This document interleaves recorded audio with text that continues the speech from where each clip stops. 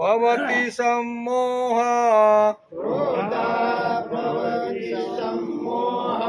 क्रोधात् भवति सम्मोह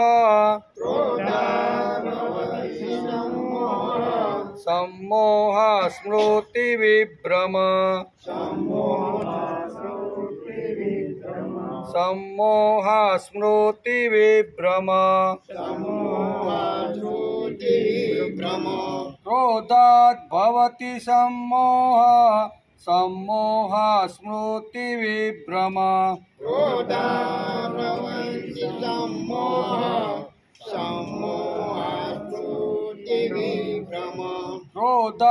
भवति सम्मोह सम्मोह स्मृति विभ्रम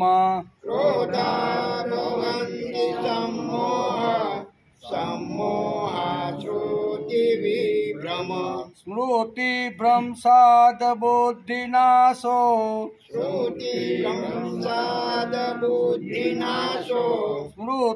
भ्रंशात् बुद्धिनाशो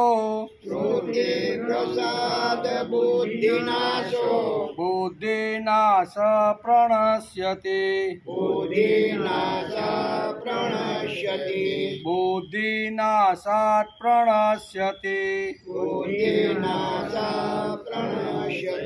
स्मृति भ्रंशात् बुद्धिनाशो बुद्धिनाशात् प्रणश्यति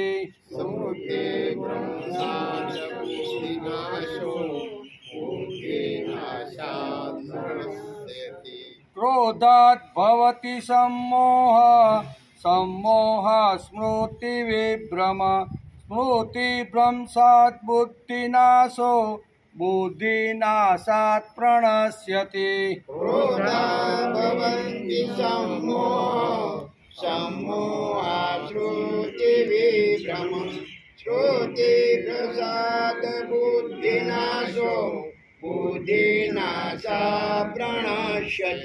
क्रोधात् भवति सम्मोह सम्मोह स्मृति विभ्रम स्मृति भ्रंशात् बुद्धिनाशो बुद्धिनाशात् प्रणश्यति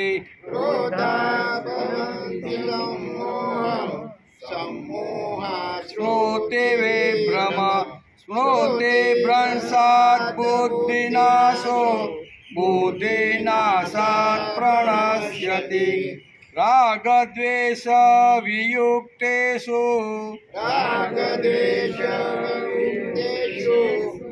रागद्वेष वियुक्तेषु विषयानिन्द्रियेचरन्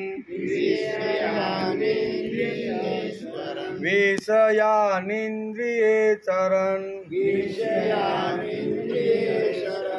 रागद्वेष वियुक्तेषु विषयानिन्द्रियेचरन्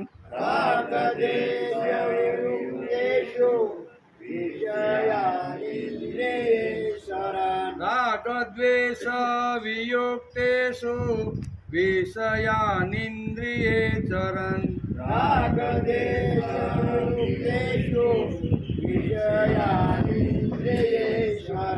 आत्मेवश्ये विधेयात्मा आत्मवश्ये विधेयात्मा प्रसादमधिगच्छति प्रसादमधिगच्छति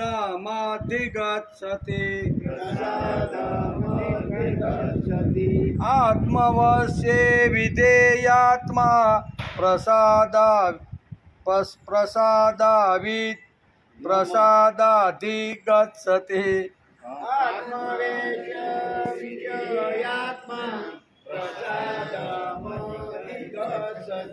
आत्मवश्ये विधेयात्मा प्रसादाधिगच्छति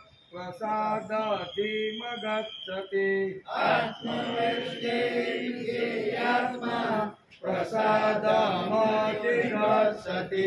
रागद्वेष वियुक्तेषु विषयानेन्द्रियेचरन्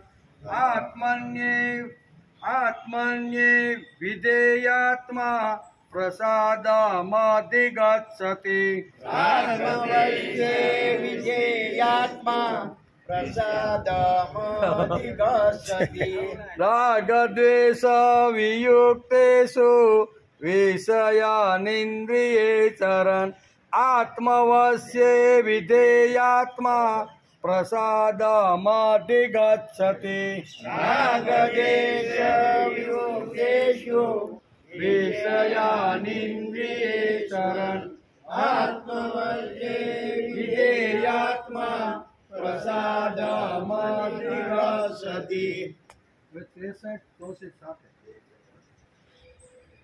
क्रोधात् भवति सम्मोहः सम्मोहात् विभ्रम क्रोधे भ्रंशात् बुद्धिनाशो बुद्धिनाशः प्रणश्यति रागद्वेषवियुक्तेषु विषयानिन्द्रियेचरन्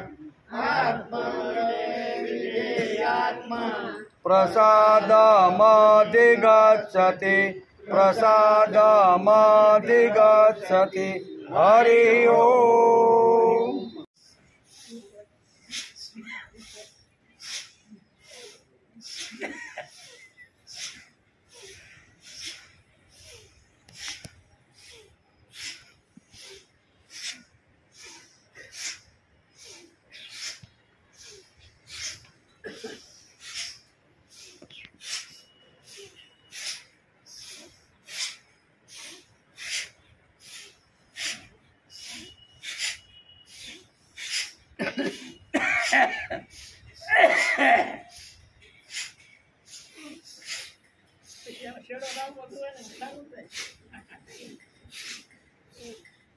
बस बीच आ रहा बदल लेवा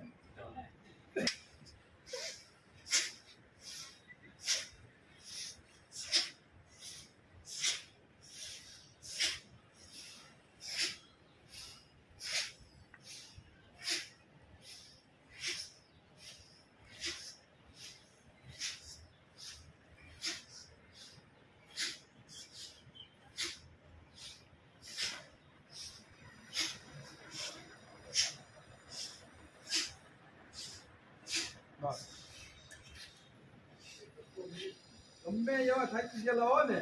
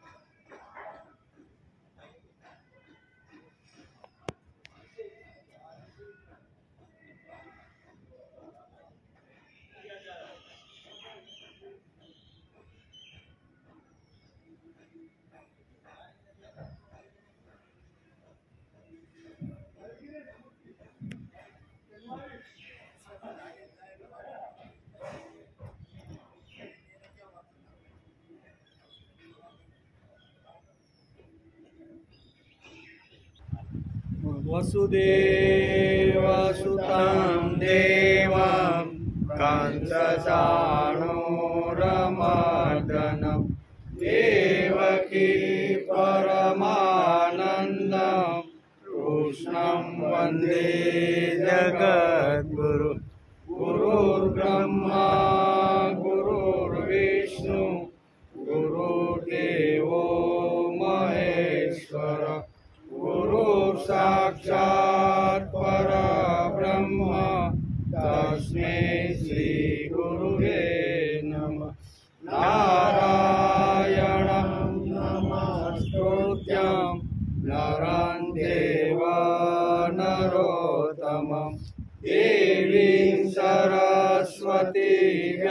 સમ તતો જયમુદીરય તતો જયમુદીરય.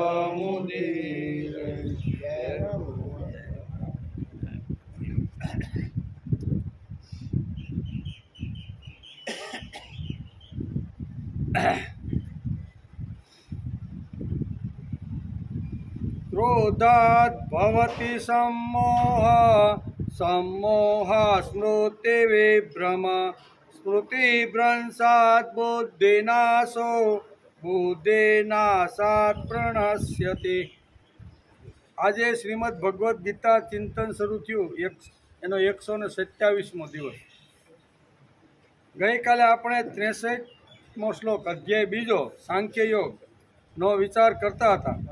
તેમાં થોડીક વાતો રહી ગઈ હતી, એને જરીક આજે આપણે જોઈ લઈએ. ભગવાન કહે છે કે હે અર્જુન, ક્રોધથી મોહ ઉત્પન્ન થાય છે અને મોહથી મૂઢતા આવે છે. મૂઢતાથી સ્મૃતિ ભ્રષ્ટ થઈ જાય છે અને સ્મૃતિ ભ્રષ્ટ થવાથી બુદ્ધિ અર્થાત વિવેક નાશ પામે છે. બુદ્ધિનો નાશ થવાથી મનુષ્યનું પતન થઈ જાય છે. આમ આ 63મા શ્લોકની અંદર પતનના 4 માર્ગો ભગવાને અહીંયા બતાવ્યા છે કે માણસનું અધપતન કેવી રીતે થાય. પતન ટોચ ઉપર ગયા પછી પણ માણસ ઘણીવાર જો ધ્યાન ન રાખે તો એનું પતન થવાની શક્યતાઓ છે. એટલે આ શ્લોકની અંદર 4 રસ્તાઓ પતન થવાના બતાવ્યા. એનો આપણે ગઈકાલે વિચાર કરતા હતા. આપણે 3 દિવસથી જોઈએ છે કે વિષય ચિંતનથી પતનની પરંપરા શરૂ થાય છે. બરાબર? વિષય એટલે કે વિષયની પરંપરાથી પતનની શરૂઆત થાય છે. એ આપણે 62 અને 63 આ 2 શ્લોકમાં જોયું. માણસનું પતન કેવી રીતે થાય છે તેની ભગવાને આખી સીડી બતાવી શરૂઆતથી. બરાબર ને? પહેલી સીડી બતાવી કે ફક્ત ને ફક્ત વિષયનું જે ચિંતન કરે છે તેનું પતન થાય. બધાયનું થતું ફક્ત વિષય ભોગ ભોગ કામ કામ કામ, બીજી કોઈ વાત જ નહીં એવા લોકોનું. બીજી વાત સમજાવી કે વિષયોમાં આસક્તિ થવાથી માણસનું પતન થઈ જાય. વિષયો તો છે જ, જોવે પણ ખરો, પણ એમાં જો આસક્તિ નિર્માણ થાય તો માણસનું પતન થાય છે. ત્રીજી વાત ભગવાને અર્જુનને કીધી કે હે અર્જુન, આસક્તિથી કામના જન્મે છે. એકવાર કોઈ પણ વિષય પદાર્થ ઉપર આસક્તિ જામી એટલે એમાં કામના નિર્માણ થાય છે. અને કામના જો પૂર્ણ થાય તો લોભ આવે અને કામના ન પૂરી થાય તો ક્રોધ આવે. એટલે કામાત ભવત ક્રોધાત, આવું ભગવાને શ્રીમદ ભગવદ્ ગીતામાં લખ્યું છે. કામના પૂરી ન થાય તો ક્રોધ આવે અને પૂરી થાય તો લોભ આવે. બરાબર ને? એટલે પછી 5મી વાત ભગવાને કીધી કે ક્રોધથી મોહ મૂઢતા જન્મે. ક્રોધથી શું થાય? વસ્તુ મેળવવા માટે પ્રયત્ન કરે, ન મળે ને એટલે માણસને ક્રોધ આવે, અને ક્રોધ આવે એટલે માણસ મૂઢ થઈ જાય છે. મૂઢતાથી સ્મૃતિ ભ્રષ્ટ થઈ જાય છે. સ્મૃતિ જે યાદ શક્તિ હોય ને માણસની, એ ભ્રષ્ટ થઈ જાય છે. મૂઢતાથી સ્મૃતિ ભ્રષ્ટ થઈ જાય છે અને સ્મૃતિ ભ્રષ્ટ થવાથી બુદ્ધિ અથવા વિવેક નાશ પામે છે. આ 7મી વાત કીધી. કેવી? એકવાર બુદ્ધિ નાશ પામે એટલે માણસનો વિવેક નષ્ટ થઈ જાય છે અને બુદ્ધિનો નાશ થવાથી માણસનું પતન થઈ જાય છે. એમ 8 વાતો ભગવાને પતનના માર્ગ કેવી રીતનો હોય, આ પતનનો માર્ગ છે. માણસ જો ગીતામાં કીધું એ પ્રમાણે જો આવી રીતની વાત ભગવાને પણ પતનનો માર્ગ બતાવી અને લાલ લાઇટ આપણા તરફ ધરવાનો પ્રયત્ન કર્યો છે કે ધ્યાન રાખજો ભાઈ. બરાબર? એટલે કે માણસનો ધ્યાયતો વિષયાન પુષ, અહીંથી શરૂઆત ભગવાને કરી છે. ધ્યાયતો એટલે ધ્યાન ધરવાનું. પુંછ સંસ્કૃત શબ્દ છે, એનું ગુજરાતી થાય છે મનુષ્ય. જે મનુષ્ય કામનાની અંદર ફક્ત ધ્યાન ધરે છે એનું પતન કેવું થાય છે એ અહીંયા 8 પગથિયા પતનના ભગવાને બતાવ્યા છે. એનો આપણે 2-3 દિવસથી વિચાર કરતા રહેલા છીએ.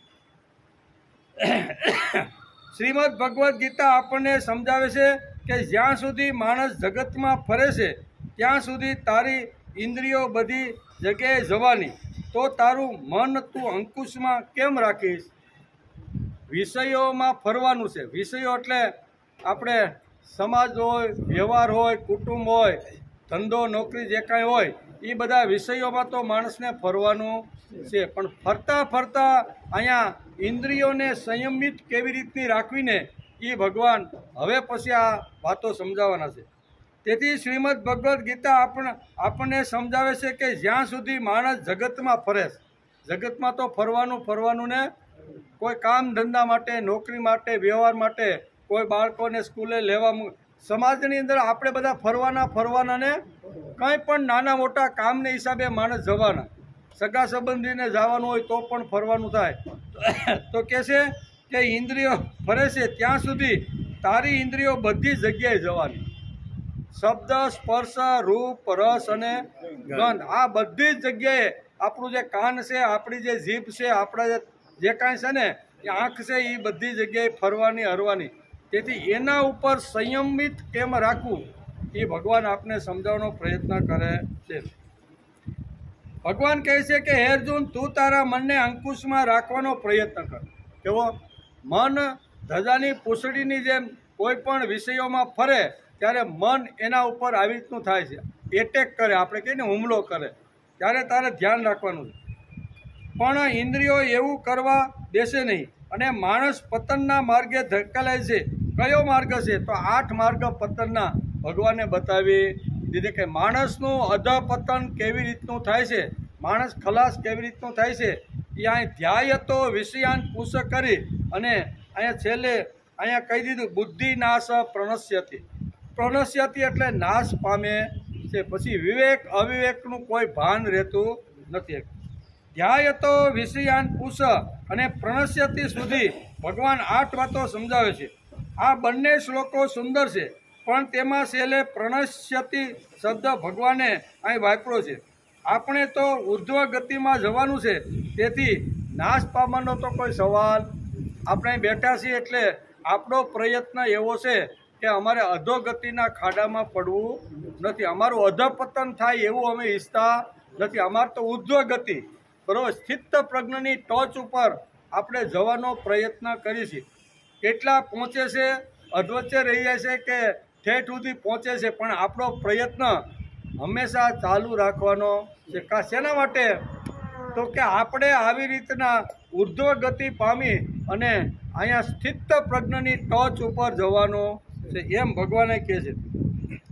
ગીતાકાર કહે છે કે તું જો વિષયનું ધ્યાન કરતો રહી તો તારી ઇન્દ્રિયો હંમેશા તને અધપતનના માર્ગમાં લે. ઇન્દ્રિયો જે છે ને એ લઈ જશે, વિષયોમાં જતી રહેશે તો કામ નિર્માણ થશે. કામ જો પૂરો ન થાય તો ક્રોધ આવે અને ક્રોધ પૂરો થાય જ નહીં અને તેથી તેને આવી રીતનો ક્રોધ થાય છે. તેથી ક્રોધ શબ્દમાં લોભ પણ અભિપ્રેત છે.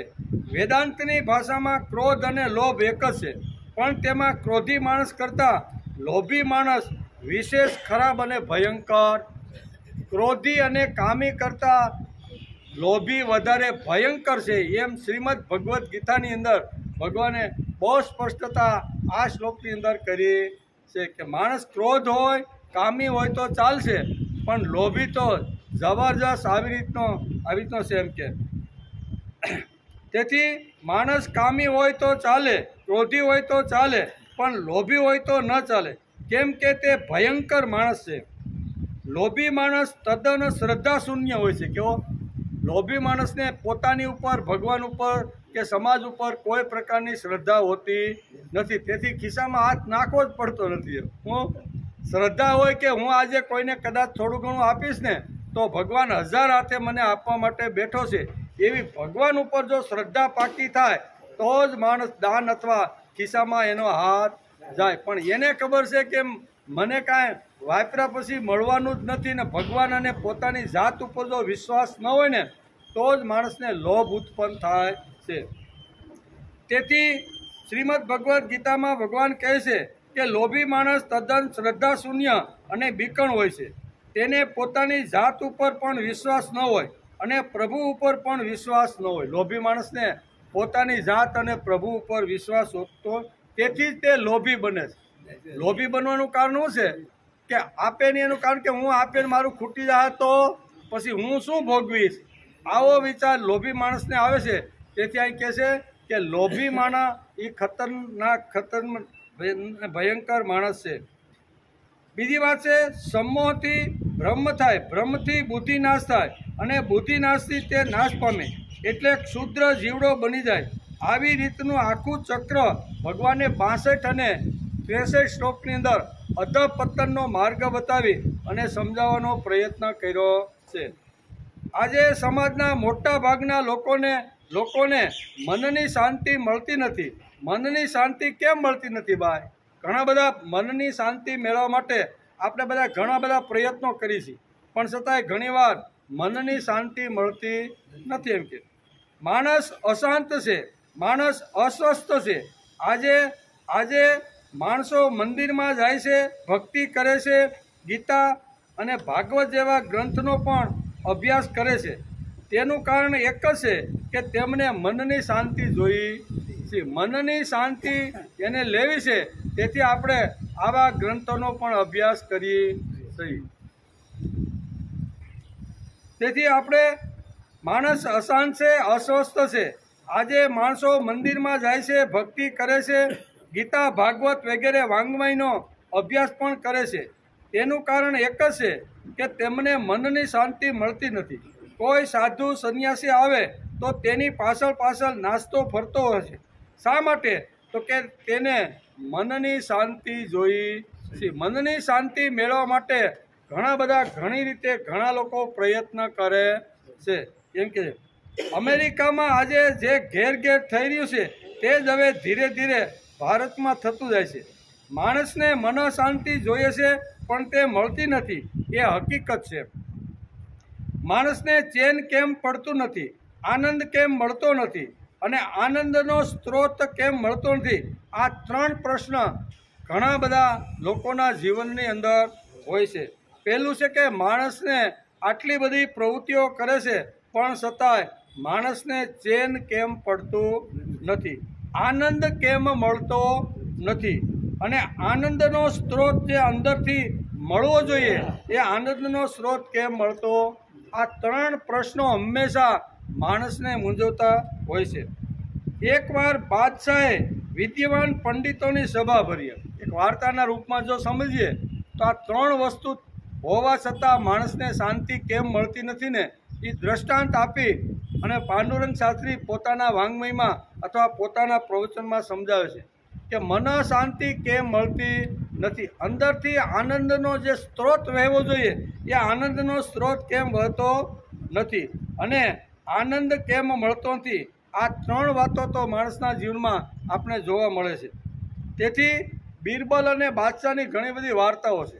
એ વાર્તાઓની અંદર ઘણીવાર આ સિદ્ધાંતો સમજવા માટે મહાપુરુષો આપણને વાર્તાના રૂપની અંદર કહે છે કે આ 3 વસ્તુ એ આનંદ જો માણસને મેળવવાનો હોય તો એની ચાવી કઈ છે? તો એ શ્રીમદ ભગવદ્ ગીતાએ આ ચાવી આપણે બતાવી છે. માણસને આનંદ કેમ મળતો નથી, માણસને ચેન કેમ પડતું નથી, માણસને અંદરથી જે આનંદ અને ઉત્સાહના જે સ્તોત્ર જે વહેવા જોઈએ ને એ કેમ વહેતા નથી. આ 3 વાતોને સમજાવવા માટે એક ઉદાહરણ પાંડુરંગ શાસ્ત્રી અહીં પોતાના પ્રવચનમાં આપે છે. દાદા કહે છે કે એકવાર બાદશાહે વિદ્યમાન પંડિતોની સભા બોલાવી અને તેમને મોટા વિદ્વાન મોટા જ્ઞાની પુરુષોને 3 પ્રશ્ન પૂછ્યા. કેટલા? બાદશાહે 3 પ્રશ્ન જે વિદ્વાન બ્રાહ્મણોને બધાની સભા બોલાવી અને બધા પંડિતોને કીધું કે હું તમને 3 પ્રશ્ન પૂછું છું, એ 3 પ્રશ્નનો મારે એક જ વાક્યમાં જવાબ જોઈએ. પ્રશ્ન 3 અલગ અલગ છે, પણ એક જ વાક્યમાં તમે મને જવાબ આપો. આમ બાદશાહે સભા ભરી અને આકડે ઠાઠ બધી સભા ભરાયેલી હતી, અને એની અંદર વિદ્વાન પંડિતો બ્રાહ્મણો સામે આ પ્રસ્તાવ આખો મૂક્યો. હું તમને 3 પ્રશ્ન પૂછું છું, એક જ વાક્યમાં 3 પ્રશ્નનો એક જ લીટીમાં તમારે જવાબ આપવાનો છે. પંડિતોએ કીધું કાંઈ વાંધો નહીં, જહાંપનાહ બોલોજી, શું પ્રશ્ન છે? આમ પંડિતોએ બાદશાહને કીધું ત્યારે બાદશાહે 3 પ્રશ્નો મૂક્યા, બરોબર? કે ઘોડો અટકો કેમ, ભાખરી બળી કેમ, પાન સડ્યું કેમ? આ 3 પ્રશ્ન છે મારા, અને એક જ લીટીમાં પાછા જવાબ આપવાના. કેવા? પાંદ સડ્યું કેમ, રોટલી અથવા ભાખરી બળી કેમ, પછી હે ઘોડો અટકો કેમ, એમ આ ત્રણ પ્રશ્નો અહીં પૂછેલા છે. અને ત્રણ પ્રશ્નના જવાબ બધા પંડિતો એકાબીજા સામું જોવા લાગ્યા કે આ રાજાએ આ ત્રણ પ્રશ્નો પૂછ્યા અને એક જ લીટીમાં જવાબ આપવાનો છે. ઘોડો અટકો કેમ, ભાખરી બળી કેમ અને પાન સડ્યું કેમ. પંડિતો એકાબીજાના મોઢા સામું જોવા માંડ્યા. કોઈ પંડિત એનો એક જ લીટીમાં આ જવાબ આપી શક્યા નહીં. બિરબલે ઊંચી આંગળી કહી કે જહાંપનાહ, જો આપની મંજૂરી હોય ને તો આ પંડિતોની ભાષાની અંદર હું એક લીટીમાં આ ત્રણેય વાક્યોનો જવાબ આપું. અહીંયા બાદશાહ કે કાંઈ વાંધો નહીં. તો બિરબલ ઊભો થઈને કહેશે કે ત્રણ અટકા કેમ, ભાખરી બળી કેમ, બરોબર, પાન સડ્યું કેમ, ઘોડો અટકો કેમ. એટલે અહીંયા બિરબલે કીધું એને ફેરવા નહીં ને, એટલે હું એક જ લીટીમાં જવાબ આપો. ત્રણેયને ફેરવા નહીં ને, એટલે એક જ લીટીમાં જવાબ આપે કે ત્રણેયને ફેરવા જોઈએ. ભાખરી કામ બળી જાય, તાવડીમાં ફેરવીએ નહીં. તો પાન ખાતા હોય, પાનના શોખીનને ખબર હોય કે રોજ એને જે ઘેરે પાન બનાવતો હોય ને અને હાજરીમાં મૂક્યા હોય ને તો રોજ આ પથલાવા જોઈએ. એને ફેરવો નહીં તો 3 દી પછી ખોલો ને તો પાન હળી જાય. પછી ઘોડો અટકો કેમ, ઘોડાને રોજ ફેરવા માટે લઈ જવો પડે. જો 2-5 દિવસ સુધી એને આવી રીતનો પ્રયત્ન કરો તો આવી રીતનું થતું નથી. તેથી અહીં કહેશે કે ઘોડો અટકો કેમ, રોટલી બળી કેમ અને પાન સડ્યું કેમ. બિરબલ કે જહાંપનાહ, એક જ લીટીમાં શબ્દ સાંભળો હોય તો એ ફેરવા નહીં. એટલે આવી રીતે મન શાંતિ કેમ મળતી નથી, પહેલો પ્રશ્ન. બીજો, ચેન કેમ પડતું નથી. અને ત્રીજો, આનંદનો સ્ત્રોત કેમ મળતો નથી. આ ત્રણેયનો એક જ લીટીમાં જવાબ આપવાનો છે. ગીતા એને જવાબ આપે છે. જેમ અહીંયા બિરબલે અહીંયા રાજાને જવાબ આપ્યો, બાદશાહને, કે એને ફેરવા નહીં ને ભાઈ, તેથી એ બધા બળ્યા ને, કોઈ હેડા ને, કોઈ અટકા, એમ કે એક જ લીટીમાં જવાબ છે. એમ અહીંયા શ્રીમદ ભગવદ્ ગીતાની અંદર આ 3 પ્રશ્ન છે અને 3 પ્રશ્નો શ્રીમદ ભગવદ્ ગીતા એક જ લીટીમાં જવાબ આપે છે. એ જવાબ સાંભળવા જેવો છે. કોણ આપે છે? ભગવાન કૃષ્ણ કહે છે કે મન શાંતિ લોકોને કેમ મળતી. એટલો પ્રયત્ન કરે, સાધુ બાબાના પગમાં પડે, મંદિરે જાય, ગીતા ઉપનિષદ વેદ આ બધું વાંચે છે, પણ ઘણીવાર એને મન શાંતિ મળતી નથી. તો મન શાંતિ કેમ મળતી નથી? અંદરથી આનંદનો સ્ત્રોત માણસને જે વહેવો જોઈએ, ઉમળતો આવવો જોઈએ, હસતા રમતા કિલોલ કરતા જે માણસ 24 કલાક સમાજમાં જે ફરે છે ને, એ અંદરનો સ્ત્રોત કેમ વહેતો નથી અને આનંદનો લહેરો જીવનમાં કેમ મળતી. આ 3 પ્રશ્ન છે. એ 3 પ્રશ્નો શ્રીમદ ભગવદ્ ગીતાને પૂછવામાં આવ્યું કે અમારે આ 3 પ્રશ્નો જવાબ એક જ લીટીમાં જોઈએ છે. ત્યારે ગીતાકારે બહુ સરસ રીતે એક લીટીમાં જવાબ આપવાનો પ્રયત્ન કર્યો છે.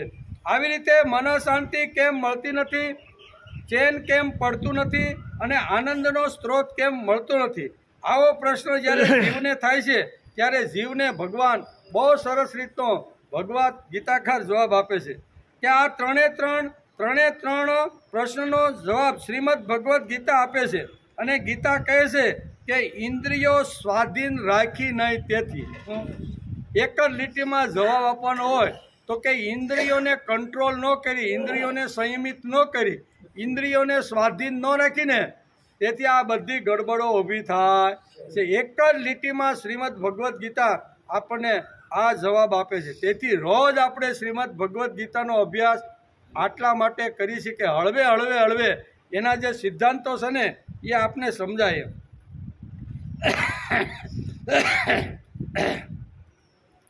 ઇન્દ્રિયોને સ્વાધીન નથી. તેથી ગીતાકાર કહે છે કે ઇન્દ્રિયોને તાબામાં લેવી જોઈએ. ઇન્દ્રિયોને તાબામાં લઈ અને સંયમની લગામ આપણા હાથની અંદર રાખવી. સંયમિત જો ઇન્દ્રિયો છે ને તો ઇન્દ્રિયો ગમે ત્યાં ચરવા માટે અથવા કૂદાકૂદ કરશે નહીં. તેથી શાસ્ત્રકારો ગીતા પણ કહે છે કે મારે અંદર રહેલો જે જીવાત્મા છે, જે આત્મા છે ને, બરાબર, એ આત્માની લગામ બુદ્ધિની ઉપર કંટ્રોલ હોવો જોઈએ. બુદ્ધિનો કંટ્રોલ મન ઉપર હોવો જોઈએ. મનનો કંટ્રોલ ઇન્દ્રિય ઉપર હોવો જોઈએ અને ઇન્દ્રિયોનો કંટ્રોલ વિષયો ઉપર, ઇન્દ્રિયો ઉપર અને ઇન્દ્રિયોનો કંટ્રોલ વિષયો ઉપર તો જ માણસ શાંતિથી મનોશાંતિ મેળવી શકે છે, એમ શ્રીમદ ભગવદ્ ગીતા આપને સમજાવે છે. શ્રીમદ ભગવદ્ ગીતામાં કેવી રીતે પતન થાય છે બરોબર, એ સાયકોલોજી ભગવાને 2 શ્લોકની અંદર સમજાવી છે. આ માનસશાસ્ત્રી અભ્યાસ કરવા જેવો છે બરોબર. માનસશાસ્ત્રીના જે લોકો અભ્યાસો છે ને એ તો આ શ્લોક ઉપર ખૂબ મોટો અભ્યાસ, ઊંડો અભ્યાસ કરતા હોય છે. એટલે કે શ્રીમદ ભગવદ્ ગીતામાં કેવી રીતે પતન થાય છે તે ભગવાને 2 શ્લોકની અંદર બતાવી દીધું. વિષયોનું ચિંતન કરનારા પુરુષને તે વિષયોમાં આસક્તિ જન્મે છે. આસક્તિથી કામના ઉત્પન્ન થાય છે અને કામનાથી ક્રોધ, ક્રોધથી મૂઢતા અને મૂઢતાથી સ્મૃતિભ્રમ અને સ્મૃતિભ્રમથી બુદ્ધિનાશ અને બુદ્ધિથી નાશથી માણસનું પતન થઈ જાય છે. 8 વાતો ભગવાને પતનના માર્ગની અંદર કેવી રીતે અડચણરૂપ છે ને એ ભગવાને 2 શ્લોકની અંદર સરળ રીતે સમજાવવાનો પ્રયત્ન કર્યો છે. નાશ થાય એટલે પતનના માર્ગે જાય. નાશ થાય એટલે શું થાય કે માણસ પતનના માર્ગે જાય છે, એટલે ખલાસ થયો. બુદ્ધિ અને વિવેક ગયા એટલે પતનના 100 બારણા ખુલ્લા થઈ જાય. માણસની અંદર એકવાર વિવેક જાય ને એટલે પતનના બધા જ બારણાઓ ખુલ્લા થાય છે. શ્રીમદ ભાગવતની અંદર બહુ સરસ રીતે વ્યાસે લખ્યું છે કે યદુકુળનો નાશ થયો, યદુકુળનો જે સંહાર થયો ને એનું કારણ એના પાયામાં શું છે તો કે યદુવંશના જે યુવાનો હતા ને એ બધા વિવેક ભૂલી ગયા.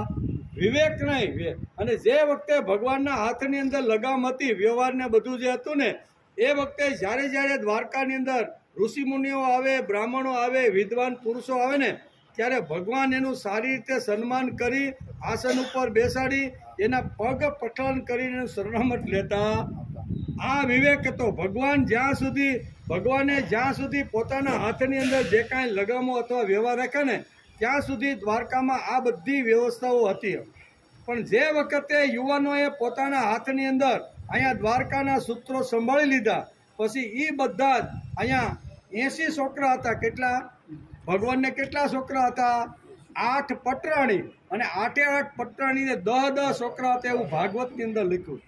હવે 80 છોકરા એક બાપને હોય તો એમાં 2 તેમ આડાવડા થાય તો એ પાછા બીજાને આડાવડા કરે કે નહીં? એકાદો 2 બગડે એટલે એ એના તરફ ખેંચવાનો પ્રયત્ન કરે. અને એમાંય આજે જાંબુવંતીનો જે પુત્ર સાંબ હતો ને એના મનની અંદર આવ્યું કે ખરેખર આ બ્રાહ્મણો જે ઋષિઓ આપણા નગરમાં આવે છે અને મારા બાપા વારંવાર એનું સ્વાગત, એનો આવી રીતે માન્ય બહુ સરસ રીતે એનું બધું કરે છે, પણ આપણે થોડુંક એની મસ્કરી તો કરીએ કે આમાં કેટલું પાણી છે.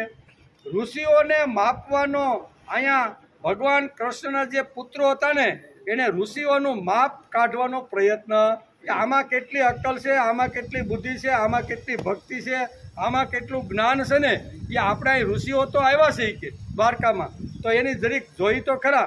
એમ કરી અને વિવેક ભૂલી અને આ ઋષિઓની મસ્કરી કરવાનું શરૂ કરી દીધું. સાંભ હતો ને એ સાંભે વિચાર કર્યો કે આપણે આની બરોબર પરીક્ષા લઈ. આ બધા આવે છે એ બધા હાસા છે કે ખાલી દ્વારકામાં આવીને ખાઈ પીને દક્ષિણા લઈને વ્યા જાય એવા છે? એટલે સાંભે શું કર્યું? સાંભે પોતાના પેટ ઉપર જાડું કપડું બાંધી દીધું અને આખો પાટો વાળી દીધો. આમ કરીને 7-8 ભગવાનના જે છોકરાઓ હતા ને એ ઋષિઓની મંડળી જે દ્વારકામાં આવી હતી ને એ ઉતારા ઉપર આ મંડળી ગઈ અને મંડળીને 2 હાથ જોડીને પગે લાગી. આ મંડળી પગે લાગે છે અને કહે છે કે બહુ સારું, તમે અમારી દ્વારકાને પવિત્ર કરી, પણ અમારો એક પ્રશ્ન છે એ કે આ જે સ્ત્રીના કપડાં પહેરેવા, પેટ ઉપર પાટો બાંધ્યો અને પ્રસૂતિ આવતી હોય ને એવું આખું નાટક આ જાંબે આખું બધું તૈયાર કરી અને કૃષ્ણ ભગવાનના બધા છોકરાને તૈયાર કરી દીધા કે ઋષિનું પાણી તો માપીએ કે આ કેવી રીતના છે. એકવાર માણસનો વિવેક જો ખલાસ થઈ જાય તો હું કોનો પુત્ર છું એ પણ માણસને ભાન રહેતું. આખું વિશ્વને ચલાવવાળી જે શક્તિ છે, વિશ્વનું જે સંચાલન કરે છે, વિશ્વનું જે પાલન પોષણ કરે છે ને એનો હું સંતાન છું. આ જ્યારે બુદ્ધિ જ્યારે બુદ્ધિમાંથી માણસની સ્મૃતિ જ્યારે ચાલી જાય છે ને, અહીં ભગવાન નહીં કે માણસની બુદ્ધિમાંથી સ્મૃતિ ચાલી જાય, વિસ્મૃતિ આવી જાય ને સ્મૃતિ ચાલી જાય, ત્યારે માણસની કેવી રીતની હાલત થાય છે ને, એ અહીંયા ભાગવતની અંદર વેદ વ્યાસે બહુ સરસ રીતે ચિતરવાનો પ્રયત્ન કર્યો છે. તેથી જાંબ આવી રીતના હાથા ભગવાન કૃષ્ણના છોકરા એટલે એના ભાઈઓને લઈ અને ઋષિ મંડળી પાસે આવે અને કહેશે કે આ સ્ત્રી છે, ગર્ભવતી થઈ ગઈ છે, હા, મોટો ઘૂમટો તણાવ્યો, બધું કર્યું એમ, અને કે આ હવે એટલી બધી શરમાય છે કે એ હવે તમારી સામે બોલી શકે એમ નથી, અને અમે પણ વિચાર કરીએ છીએ કે હમણાં જ આને પ્રસૂતિનો સમય થવાની તૈયારી છે, તેથી અમે તમારી પાસે આવ્યા છીએ. એમ કરી અને આ મંડળી જે ટીકટોલ કરવાવાળી જે ભગવાનના જે પુત્રો હતા ને, એ વિવેક ભૂલી અને ઋષિઓનું અપમાન કરવા લાગ્યા, અને ઋષિઓને કીધું કે આ બોલી શકતી નથી, પણ તમે જ કહો નહીં કે આ છોકરી જે છે ને એના પેટમાં અત્યારે ગર્ભ રહી ગયો છે અને હમણાં થોડા સમયની અંદર પ્રસૂતિ શરૂ થવાની છે, તો એને આવશે એ સ્ત્રી બાળક આવશે કે સ્ત્રી પુરુષ બાળક આવશે? ઋષિઓ તો વિચાર કર્યા, ઋષિઓ તો આંખ બંધ કરીને જોયું તો કે આ તો બધી મસ્કરી કરવા માટે આવ્યા, આ કોઈ સ્ત્રી પણ નથી અને કોઈ ગર્ભ પણ રહ્યો નથી, પણ અમારું આવી રીતની શક્તિ, અમારી બુદ્ધિ, અમારી તાકાત, અમારી તપસ્યાને માપવા માટે આ લોકો આવ્યા છે. એટલે આંખ બંધ કરીને જોયું અને પછી કહે છે કે ભાઈ આ છોકરી જે પ્રસૂતિ થશે ને એને છોકરોય નહીં આવે ને છોકરી નહીં આવે, પણ એમાંથી જે નીકળશે ને એ તમારા આખા યદુવંશનો સંહાર કરી. એકવાર માણસ જો વિવેક ગુમાવે તો કેટલું સમાજનું અધપતન થાય છે એ શ્રીમદ ભાગવતની અંદર કહે છે. અને આ ભગવાને એમ કહે છે કે એકવાર માણસની સ્મૃતિ ભ્રષ્ટ થઈ જાય અને વિસ્મૃતિ આવી જાય, અને વિસ્મૃતિ આવે એટલે એની બુદ્ધિ નાશ થાય, અને બુદ્ધિ નાશ થયો એટલે એનો વિવેક ગયો, હું કરું છું, કોની સામે બોલું છું, કેવી રીતનું કરું છું ને, આ બધો જ વિવેક માણસનો જતો રહે છે. તેથી ઊંડાણથી આ બે શ્લોકનો ખૂબ જ બહુ અભ્યાસ કરવા જેવો છે કે પતનના માર્ગમાં જવાનું હોય તો કેવી કેવી રીતની વાતો માનવી જીવનમાં આવે છે એ અહીં ભગવાને બહુ સરસ રીતે સમજાવવાનો પ્રયત્ન કર્યો છે. અને આવી રીતનો ઋષિએ કીધું કે આના પેટમાંથી જે આવશે ને એ આના પેટમાંથી જે નીકળશે ને એ તમારા યદુકુળનો સંહાર કરી નાખશે ને. વાત પણ એમ પછી ઘેર જઈને પાટો છોડ્યો, બરોબર, તા તો એમાંથી એક આવી રીતનું લોઢાનું જે હતું ને મુસળ, એ મુસળ નીકળ્યું. તો આ બધાય છોકરા તો યુવાન હતા કે વિચાર કરવા માંડ્યા કે હવે કરવાનું શું એમ. હવે આ વાત જો બાપાને વૃદ્ધોને દ્વારકામાં જો આપણે કહેવું ને તો આપણું આવી રીતનું ઘણું બધું નુકસાન થાય. તેથી શું કરવું? તેથી બધા જ યુવાનીઓ દરિયાને કિનારે જતા રહ્યા, સમુદ્રને કિનારે ગયા અને પથ્થરની સાથે એ મુસળને ઘસવાની શરૂઆત કરી. એ કે ભલે નહીં ઋષિએ આપને શ્રાપ આપ્યો કે આમાંથી જે જન્મ લેશે ને એ તમારો યદુકુળનો નાશ કરશે, એટલે ઘસવાનું શરૂઆત કરી દીધું. અને ઘસતા ઘસતા કે સહેલી કણી નહીં ને એ ઘસાણી જ નહીં, બહુ પ્રયત્ન કર્યા. એ કે ઘણું બધું મુસળ ઘસાઈ ગયું, પણ થોડુંક જે હતું ને એ મહેનત કરવા પડે, હાથમાં આવે ને ઘસાઈ નહીં, આવી સ્થિતિ ઊભી થઈ. ત્યારે કીધું હવે કોણ હવે થાક્યા, એટલે એને દરિયામાં ફેંકી દીધું. અને બાકીનું જે ઘસાઈને જે તૈયાર થઈ ગયું ને એમાં એક એવી રીતનું ઘાસ તૈયાર થયું. કેવું? એરકા નામનું. હા, એટલે એ ઘાસ એવું કે માણસને જો પકડીને તમે માથે મારો ને તો માણસ મરી જ જાય એવી રીતનું થાય. આવી બધી ભાગવતની અંદર વેદવ્યાસે બહુ કે માણસનું અધપતન કેવી રીતનું થાય છે એ આખું યદુકુળનું આવી રીતનું દ્રષ્ટાંત આપીને વ્યાસ પણ આપને ભાગવતમાં સમજાવવા માગે છે. શ્રીમદ ભગવદ્ ગીતાના સાંખ્ય યોગના બીજા અધ્યાયમાં 65 અને 63માં શ્લોકની અંદર માણસનું પતન કેવી રીતે થાય છે ને એ બે શ્લોકમાં ભગવાન આપને સમજાવે છે. અને પછી તો ભાગવતની અંદર આપને બધાને ખબર છે કે યદુવંશનો સંહાર કેવી રીતનો જો વિવેક જો ખાનદાની હતી ને, ભગવાન કૃષ્ણ અને વસુદેવની જે ખાનદાની હતી, બરોબર, એ ખાનદાની આ છોકરાઓએ જમીનની અંદર ડૂબાડી, તમારી ખાનદાની તમારી ઘેરે રાખો આમ કરી, અને બાપાએ જે આખું જે ઊભું કર્યું હતું ને એ બધી જ ખાનદાની આ બધા છોકરાએ ભેગા થઈને ડૂબાડી દીધી. હવે તો આપણે વિચાર કરી લેવાનો આ પ્રસંગ ઉપરથી.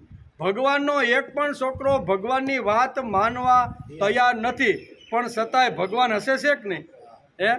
ભગવાનના મંદિરમાં જાઓ આ દાદા પાંડુરંગ શાસ્ત્રી ઘણીવાર કહે છે કે એક બાપાએ એકવાર કે મને આવીને ફરિયાદ કરી, પાંડુરંગ શાસ્ત્રી કે મને ભગવાને 4 દીકરા આપ્યા છે, સરસ મજાની ખેતી છે, બધું જ છે, પણ 3 દીકરા મારું કયું માનતા નથી અને એક દીકરો મારો કૈયાગ્રો છે, જે કાંઈ કામ સિંધુ જે કાંઈ કરવાનું કહું ને એ બધું જ મારું નાના મોટું બધું જ કામ કરે છે. એટલે આહા 3 છોકરા એવા રહ્યા ને કે ઊંધા ચાલે છે, એ મારી એક પણ વાત માનવા તૈયાર, જે કાંઈ કહું ને બધું ઊંધું ને કેટલું એ ત્રણેય ભેગા થઈ મારું ઘણું બધું સંપત્તિને આવી રીતનો સત્યાનાશ બોલાવી દીધો. એટલે પાંડુરંગ શાસ્ત્રી કે વાત તમારી બરોબર, તમારું એક દીકરો તો માને છે ને?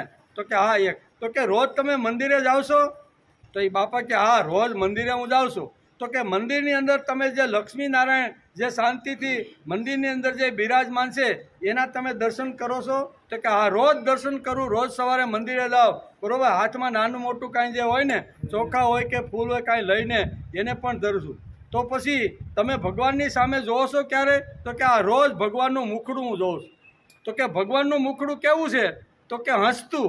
કેવું? એકદમ ભગવાનનું મુખડું. અહીં મંદિરમાં જાઉં ને ત્યારે ભગવાનની પ્રતિકૃતિ હું જોઉં ને ત્યારે ભગવાન એકદમ હસતા હોય ને, આવો સુંદર મજાનો ચહેરો હું ભગવાનનો જોઉં છું. ત્યારે દાદા કહે છે કે જે વખતે તમે ભગવાનના ગર્ભદ્વારની અંદર જઈ અને ભગવાનનો ચહેરો જોયા પછી ભગવાનનો હસતો ચહેરો જોવો છો, બરોબર ને, તો એ હસે છે શા માટે? નકર બધાય છોકરાએ કોઈએ એક પણ એની વાત માની. ભગવાનના દીકરાએ ભગવાનના દીકરાઓએ ભગવાનની એક પણ વાત માની નથી અને પણ છતાંય હસતા રહેશે કે નહીં? એકેય દીકરાએ એની વાત માની નહીં અને છતાંય ભગવાન કેવા છે? શાંતાકારમ ભુજગ શયનમ, એ શાંતિથી લક્ષ્મીની સાથે બેઠા છે અને આનંદ કર્યો. એક પણ દીકરો એનું માનતો નથી અને આખી જે ખાનદાની એને જે ખતમ કરી છે પણ છતાંય ભગવાન હસતા છે કે નહીં? તારે તો એ કે 25% રિઝલ્ટ આવ્યું, 3 માનતા નથી એટલે 75% ફેલ હાલ નહીં, પણ 25% એક છોકરો માને છે એટલે તારે એ કે 25% તો રિઝલ્ટ છે ને. ભગવાનને તો 100% નાપાસ બધા. કેવા?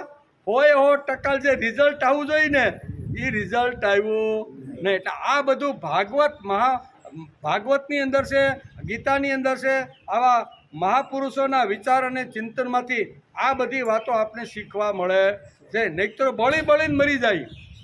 છોકરો માનતો નથી, છોકરો બોલતો નથી, છોકરો પૂછતો નથી, આ બધું થાય કે નહીં? ઘણીવાર આપણે એમ થાય કે આટલું બધું ઊભું કરીને હાથમાં આપ્યું અને છતાંય આ અમારી સામે સામું જ જોતો નથી. તે વખતે આવી રીતના જે ઉદાહરણો છે ને એ આપણે બહુ જ આવી રીતના મજબૂત રાખવાનો પ્રયત્ન કરે છે કે ભગવાનની એક વાત એના દીકરાઓએ માની નથી, છતાંય ભગવાન હસતા છે અને મારી એક દીકરાએ તો વાત માની છે ને તેથી મારે પણ હસતો ચહેરો રાખવો. આ બધું સાંભળવા માટે આ શાસ્ત્રો છે અને એની અંદરથી આપણે ઉત્સાહ, સ્ફૂર્તિ અને ચૈતન્ય મળતું રહેલું છે. તે ત્યાં કહે છે કે માણસ વિવેક ભૂલ્યો એટલે કોઈ પણ બારણે જાય વિનાશ થઈ જાય, બરાબર ને? માણસ એકવાર વિવેક ભૂલે એટલે આ છોકરાઓ જે હતા એ ગમે તે કરવા માટે તૈયાર થઈ જાય કે નહીં?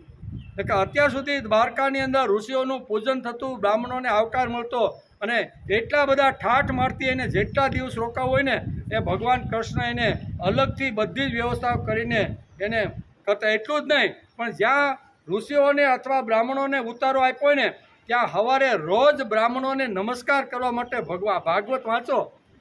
આ ભાગવતમાં બહુ સ્પષ્ટતા લખી છે કે જેટલા દિવસ દ્વારકાની અંદર આ ઋષિઓ આવ્યા હોય અને જેટલા દિવસ નિવાસ કરવાના હોય એવા નિવાસ સ્થાને ભગવાન પ્રથમ જાય ઉઠી અને પહેલાં ઋષિઓને નમસ્કાર કરે. એની જગ્યાએ ઋષિઓની મસ્કરીને ઠેકડી શરૂ થાય. વિપરીત થઈ ગયું કે નહીં? અને એકવાર વિવેક માણસનો જાય અને પછી વિવેક ગયા પછી માણસની બુદ્ધિ ક્યાં સુધી એને લઈ જાય છે ને એ શ્રીમદ ભાગવત અને શ્રીમદ ભગવદ્ ગીતા આ 2 શાસ્ત્રો આપણે આ વાતો સમજાવે. વિવેક ન જાય એના માટે ભગવાને અહીંયા લાલ લાઈટ 2 શ્લોકની અંદર ધરી અને જીવને કે પુંસતમ શબ્દ કેવો આપ્યો છે અહીંયા? પુંસ ધ્યાયતો વિષયાન પુંસ શબ્દ. પુંસનો શબ્દ શું થાય? પુરુષ.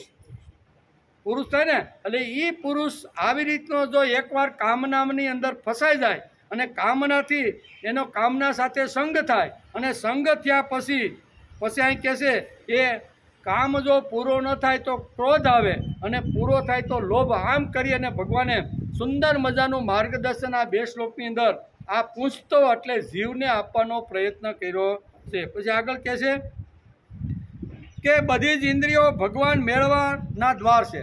આપણી જે બધી ઇન્દ્રિયો છે ને એ ભગવાને કંઈ અમસ્તુ આપી નથી. ભગવાન કે આ ઇન્દ્રિયો દ્વારા તું હરિદ્વાર સુધી પહોંચી શકીશ, અને હરિદ્વાર એકવાર તું પહોંચો ને પછી તારે હર પાસે જવું હોય તો રસ્તો ખુલ્લો છે, અને હરિ પાસે જવું હોય બદ્રી કેદાર તો પણ તારો રસ્તો ખુલ્લો છે. પણ એકવાર તારે હરિદ્વાર તો પહોંચવું જ પડે. ત્યાંથી બંને રસ્તા તને હર અને હરિ પાસે તને લઈ જશે. તેથી ઇન્દ્રિયો છે ને એ ભગવાન મેળવવા માટે ભગવાને અહીંયા જ્યારે બધું માનવનું સર્જન કર્યું ને ત્યારે આ બધી વસ્તુ આપણા વિષયો છે, ઇન્દ્રિયો છે, જે કાંઈ છે ને એ બધું આપીને જ મોકલા છે ભાઈ. જો જરૂરિયાત ન હોય તો પહેલેથી જ ભગવાન કહે ને કે હવે આને કાંઈ જરૂરિયાત નથી, આ વસ્તુ એમાંથી બાદ કરી નાખો, નકામ ખોટો ભાર ઉપાડીને ફરે એના તો ભગવાને કાઢ્યું નહીં, પણ ભગવાને સાથે રાખીને આ બધું મોકલું. એનો અર્થ એવો થયો કે ઇન્દ્રિયો આંખો ફોડી નાખવા માટે નથી, કાનમાં હરિયા નાખીને ના, કાનમાં આવું સાંભળીએ તો માણસ અધપતનના માર્ગે જાય. જેમ પતંગિયું ગયું, જેમ હાથી ગયો, જેમ હરણ ગયું, જેમ માછલી ગઈ, બરાબર ને, આ બધા, અને જેમ ભમરો ગયો, આ 5 જે વિષયોને આધીન થયા ને એટલે કોઈ ખલાસ થયું, કોઈ બળી ગયું અને કોઈ સપડાઈ ગયું, આવી રીતનું થયું ને. એટલે આપણે હવે વિષયો જોતવા પણ નથી, પણ વિષયોને સમજી અને યોગ્ય રીતે જો વાપરવામાં આવે ને તો હરિના દ્વાર સુધી મારી આંખ છે એટલે મારે સૃષ્ટિને મારે જોવાનું છે. કાન ભગવાને મને આપ્યા છે તો સારા ભગવાનના વિચારો, સંતોની વાણી મારે સાંભળવાની છે, ગીતાની વાણી મારે સાંભળવાની છે. ભજન કીર્તન જે મીરા અને નરસિંહ મહેતા જે ગાયન ગયા છે ને એવા સુંદર સ્વરો મારા કાનની અંદર અથડાય અને હું આ ઇન્દ્રિયો ખરાબ છે ભાઈ? આ વિષયો ખરાબ નથી, પણ વાપરતા જો આપણને ન આવડે તો એ વિષયો આપણે ખાડામાં 100% નાખે. માણસને વિષયો ભગવાને જે આપ્યા છે ને એ માણસે વાપરતા આવડવા જોઈએ. એટલે વિષયો અહીંયા જેમ ડૂબાડે છે ને એમ તારવાનું કામ પણ કરે છે. વિષયો જો ધ્યાન રાખીને ન વાપરીએ તો એ ડૂબાડી દે, પણ એ જ વિષયોને સમજણપૂર્વક જો વાપરીએ તો આપણે તારી ગયા. મીરા તરીક નહીં, કબીર તર્યા કે નહીં, એકનાથ તર્યા કે નહીં, બધા જ તરી ગયા. બધા વિષયો સાથે રમ્યા કે નહીં? બધા પાસે વિષયો હતા જ, એની સાથે રમ્યા. પણ એ વિષયો આ નરસિંહ મહેતા હોય, તુકારામ હોય, એકનાથ હોય કે આવી રીતના ગમે તે કબીર હોય કે બધાને આ વિષયો એની પાસે હતા અને એ વિષયોમાં રહીને એ તર્યા કે નહીં? આપણે ડૂબીએનું કારણ ધ્યાયતો વિષયાન પૂછ, આપણું આવું છે. તેથી ભગવાને પહેલી જ આ શરૂઆત કરી કે ધ્યાયતો વિષયાન પુષ સંગસ્ત સુપ જાયતે સંગાત સંજાયતે કામાત ક્રોધોભી જાયતે. આ ભગવાને બહુ સરસ મજાની કામનાથી અહીંયા શરૂઆત કરી અને આવી રીતના અહીંયા શું કહેવાય અધોગતિના માર્ગે બુદ્ધિ નાશ સુધી ભગવાન અહીંયા અધપતનના ખાડાની અંદર જીવ કેમ સપડાઈ જાય છે, કેમ પડે છે ને એ બધી વાતો ભગવાને સમજાવી છે. હરિદ્વારને બદલે વિનાશના માર્ગે જો સમજીને ઇન્દ્રિયોનો ઉપયોગ ન કરીએ તો હરિદ્વાર જવાને બદલે વિનાશના માર્ગે આ આપણે ઇન્દ્રિયો લઈ જાય છે. કારણ કે બુદ્ધિ ખલાસ એટલે કે બુદ્ધિ ખલાસ જો થાય ને તો માણસને હરિદ્વારની જગ્યાએ અહીંયા અધપતનના માર્ગમાં લઈ જાય છે. હરિદ્વારને બદલે વિનાશના દ્વાર બની જાય કારણ કે બુદ્ધિ ખલાસ થાય તો. ચાણક્ય કહે છે કે શસ્ત્રથી માણસ મરતો નથી, બુદ્ધિથી મારી નાખો તો એ મરી ગયેલો જ છે. શસ્ત્રથી તમે કેટલા દુશ્મનોને મારજો બહાર, પણ એની બુદ્ધિ જ જો તમે ખલાસ કરો ને તો એ માણસ મરી ગયેલો જ છે. એમ ચાણક્ય પોતાની નીતિની અંદર આ વાત લખે છે. બુદ્ધિથી ખલાસ એની 7 પેઢી ખલાસ. બુદ્ધિથી માણસને ખલાસ કરો ને એટલે 7 પેઢી ખલાસ થઈ જાય, પછી હથિયાર હાથમાં લેવાની જરૂર નથી, એમ કે એમ ચાણક્ય લખે છે. હો ભાઈ, બુદ્ધિથી ખલાસ એની 7 પેઢી ખલાસ. બુદ્ધિ ભ્રષ્ટ થયા પછી એટલે કે કુળના કુળ ખલાસ થઈ જાય છે. શસ્ત્રથી રીપુઓ મરતા નથી, બુદ્ધિથી મારો તો તે ખલાસ થઈ જાય. પાછો રીપુ તો ઊભો થાય, કદાચ માર્યો હોય ને પાછો હોસ્પિટલમાંથી હાજો થઈને આવે એટલે પાછો હથિયાર લઈને હામો થઈ જાય કે નહીં? આવું બને. પણ એકવાર માણસને બુદ્ધિથી મારી નાખો ને તો એ માણસ દુશ્મન આપણી સામે થતો નથી. બુદ્ધિથી મરે તે પોતાના પગ ઉપર કુહાડો મારે છે, મહેનત ઘટી જાય છે, શસ્ત્રથી મરવા એટલે કે મારવા જવું પડે, બુદ્ધિથી મારો તો તે પોતે જ મરી જશે, ખલાસ થઈ જશે. તેથી ભગવાન કહે છે બુદ્ધિ નાશાત પ્રણશ્યતિ. શું કહે છે અહીંયા છેલ્લો બીજા અધ્યાયના અહીંયા 63મા શ્લોકની અંદર છેલ્લો શબ્દ અહીં ભગવાન વાપરે છે. કયો વાપરે છે કે બુદ્ધિ નાશાત પ્રણશ્યતિ. એકવાર બુદ્ધિ માણસની જો નાશ અથવા ખલાસ થાય તો એ માણસનું પતન થઈ જાય છે. એટલે પતન ન થાય એની લાલ લાઈટ આ 2 શ્લોકની અંદર ભગવાન આપને બતાવવાનો પ્રયત્ન કરે છે. પાણીનો પણ ટાઈમ થઈ ગયો. વાત ચાલે છે અધઃપતનનો માર્ગ ભગવાને બતાવ્યો છે, લાલ લાઈટ કરી છે. ગીતાની અંદર આ 2 શ્લોક ભગવાને કહી અને આખી દુનિયાને એક લાલ લાઈટ કીધી છે કે જો તમે સતત વિષયોનું ધ્યાન તમે કરશો તો કેવી તમારી હાલત થશે એ ભગવાને બહુ સ્પષ્ટ રીતે અહીંયા 2 શ્લોકની અંદર સમજાવવાનો પ્રયત્ન કર્યો છે. તેથી આ શ્લોક બહુ અભ્યાસ કરવા જેવો છે, મનન કરવા જેવો છે. એવો સરસ મજાનો શ્લોક ભગવાને અહીંયા સમજાવવાનો પ્રયત્ન કર્યો છે. બીજી વાત, બુદ્ધિનાશ પ્રણશ્યતિ આ છેલ્લો શબ્દ છે.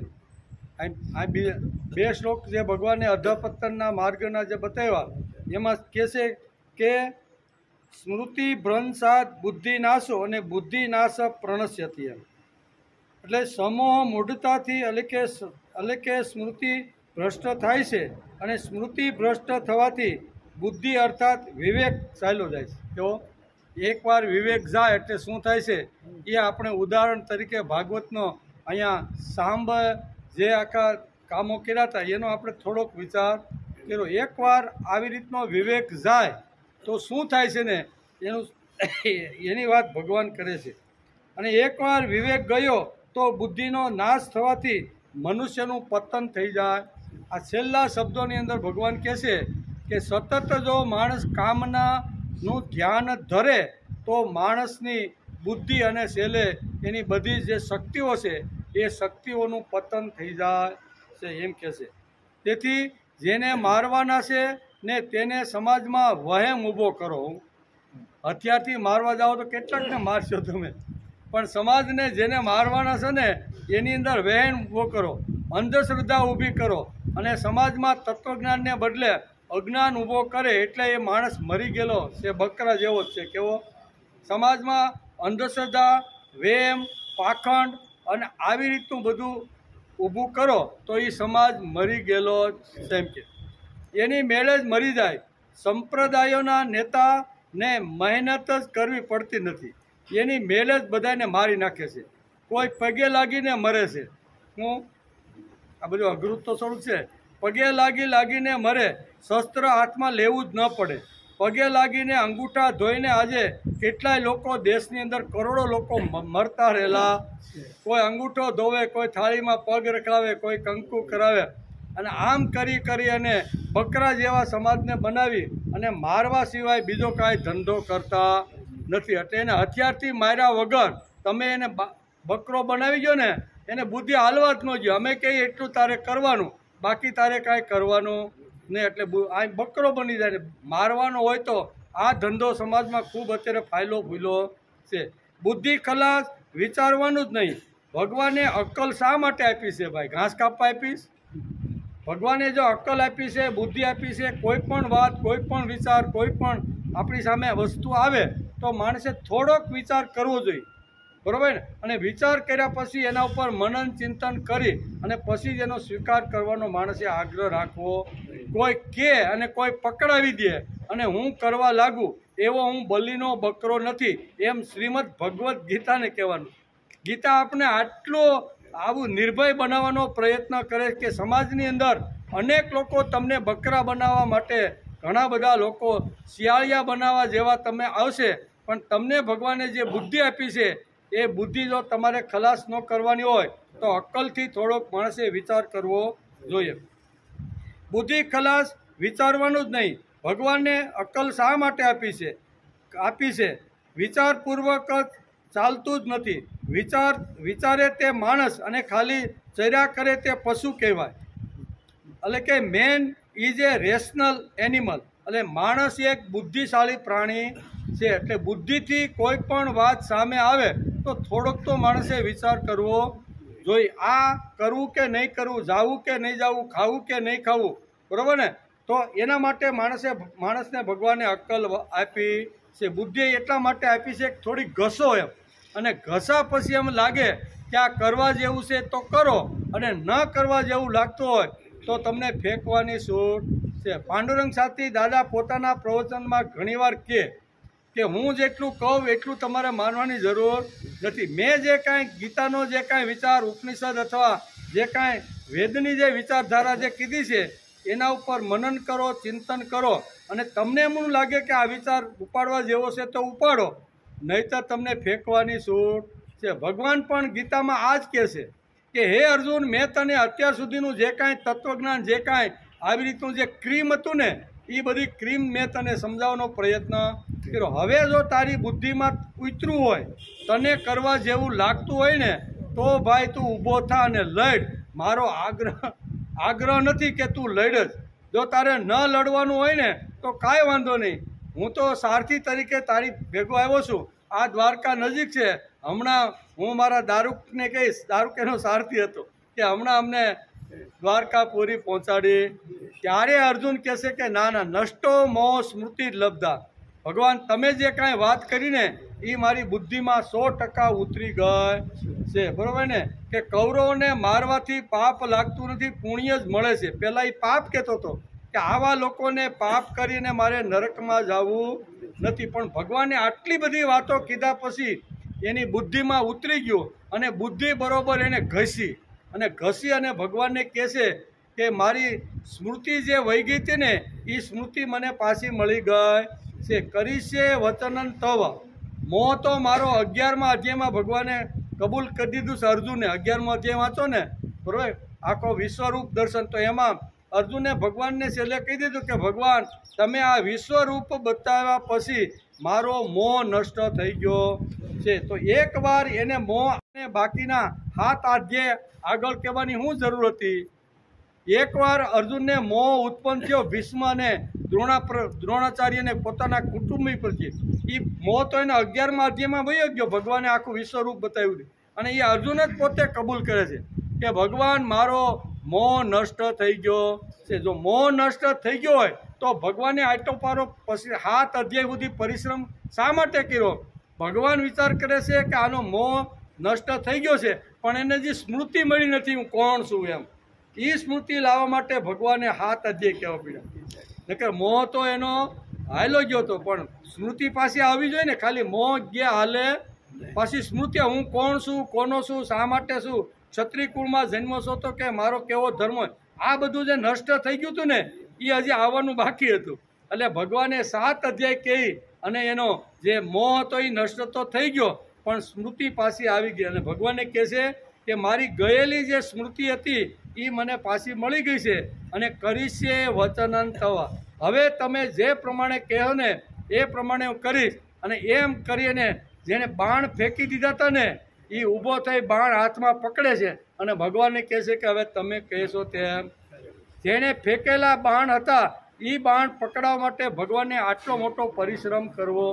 આપણે તો 1-2 દિવસ સત્સંગમાં ગયા અને સારું કાંઈ ફેર તો પડ્યો નહીં. એમ ફેર પડે? 1 દિવસ જવાથી કે 1 મહિનો જવાથી કાંઈ માણસની અંદર ફેર પડતો નથી. માણસની ઇન્દ્રિયો એટલી પાવરફુલ છે, એટલી બળવાન છે, એટલી શક્તિશાળી છે કે કોઈએ કીધેલી વાત કાંઈ એકદમ બુદ્ધિમાં ઉતરતી નથી. વારંવાર હથોડા મારો ને ભાઈ, ત્યારે થોડીક આમ હળવી અને ઢીલી થાય છે. તેથી શ્રીમદ ભગવદ્ ગીતાનો અભ્યાસ કાયમ શા માટે કરવાનો? કે આવી રીતના એક હથોડા એક જો ઘા પડતો જાય ને તો અમારી બુદ્ધિ થોડીક આમ ઢીલી થશે ને. બુદ્ધિ જો ઢીલી થાય તો જ એના ઉપર બરોબર સિક્કો લાગે. પોસ્ટ ઓફિસની અંદર આપણે બધા પોસ્ટ ઓફિસમાં ઘણીવાર ગામડામાં જતા હોય, થેલો આવે એટલે આપણા ગામની જેટલી ટપાલું હોય એટલી બધી અલગ કાઢી અને પાછી હુતલી વીંચી અને પાછું લાગ ગરમ કરે. દીવો તો ત્યાં હોય, એ ગરમ કરી માથે સિક્કો મારે કે નહીં, એ લાખ પીગળે તો જ સિક્કો લાગે, નહીં તો લાખમાં ગમે એટલા તમે સિક્કા મારી રાખો ને સાપ પડતી નથી. એમ હૃદય જો પીગળે એકવાર તો જ ભગવાનની અંદર સાપ બેસે, અને એકવાર ભગવાનની અંદર સાપ બેસી ગઈ એટલે પછી કે કરીશે વચનન.